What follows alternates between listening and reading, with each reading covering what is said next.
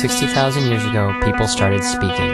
5,000 years ago, people started to write. 600 years ago, people started to publish. 47 years ago, people started creating a network of computers.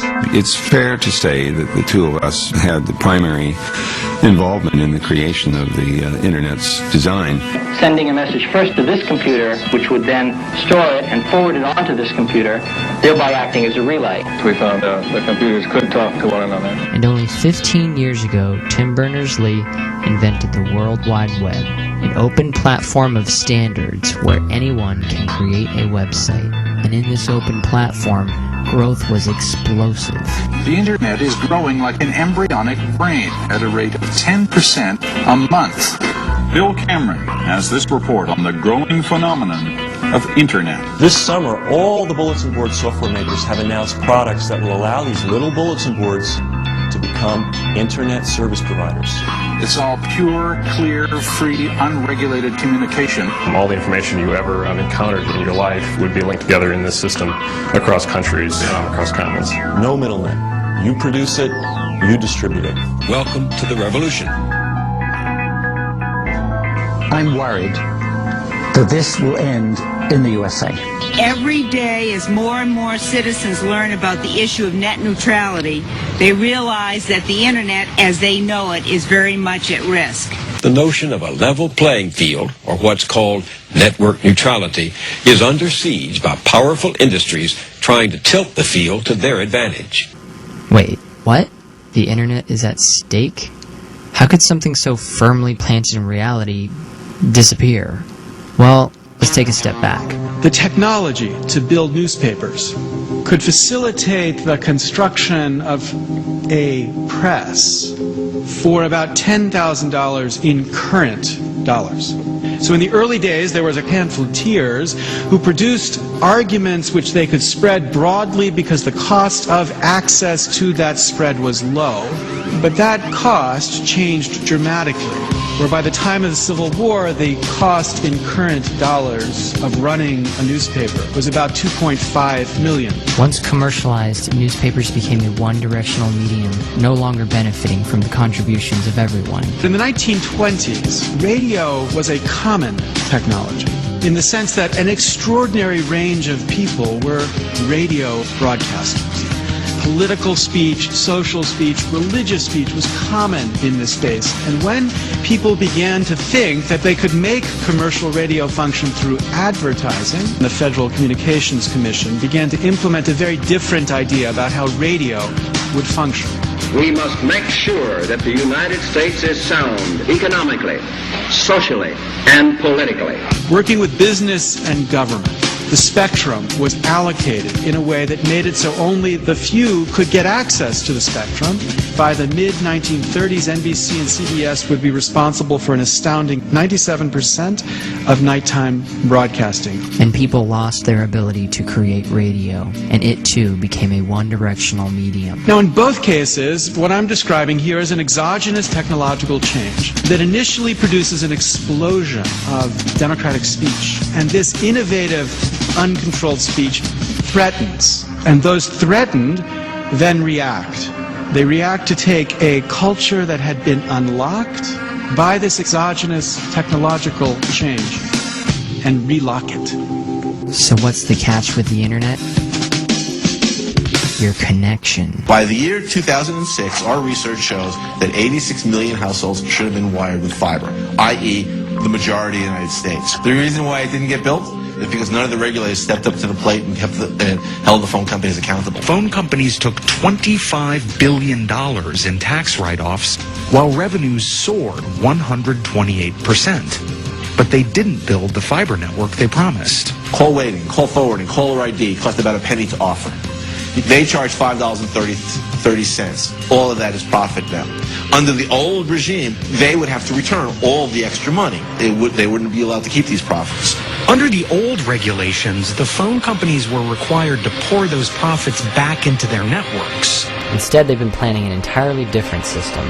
By the time fiber speeds finally get to the home, they want to be in control of the ways you can use it. Their first step was removing net neutrality in 2005. Since August of 2005, telephone company executives have been saying, there are pipes. We built those pipes. We have a right to create the rules for those pipes. The phone companies now say they're going to build a new network of internet service that will be even better than the one they promised in the 90s, but never produced. Once again, though, they want something in return. They want control, not just over the copper wires and fiber optic cables, but control over the internet itself. Freedom of connection with any application to any party is the fundamental social basis of the internet. And now it's the basis of the society we've built on the internet. Phone and cable companies want to become traffic controllers so that not only can they continue to charge for internet access, but they can also charge fees for particular media files as they enter and leave the internet. The consumers pay and the content providers pay. They're getting paid on both ends and they just want to get paid again. You know who won't be able to pay the freight? The little guys, and will be killing the future of innovation. And like with newspaper and radio, this additional commercialization might cause it to also become a one-directional medium. One estimate is that 60% of the content on the internet is produced by people, not corporations.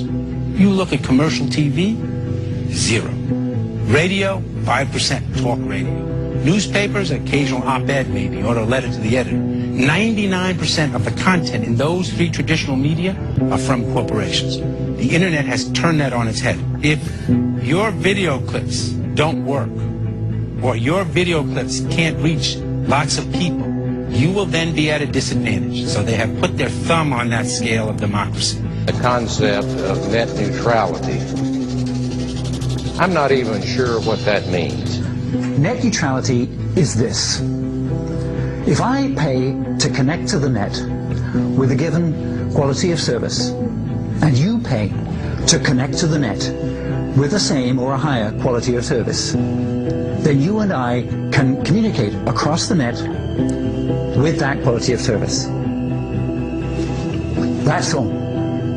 What is their new vision for the future? Confused by all the options the World Wide Web had to offer? Don't worry, we've made all the choices for you. Dozens of sites and services await you. They want the internet to function much more like television. Have you ever watched the movie you wanted to? Science fiction. The minute you wanted to? You will.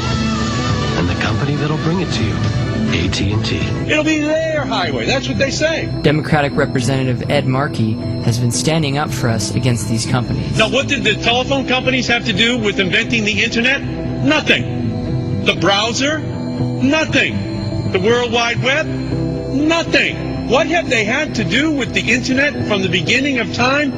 Nothing. Well, there is a kind of war going on around the United States. It's a battle of citizens who are fed up. Net neutrality, an issue which is going to fundamentally change the nature of the internet forever.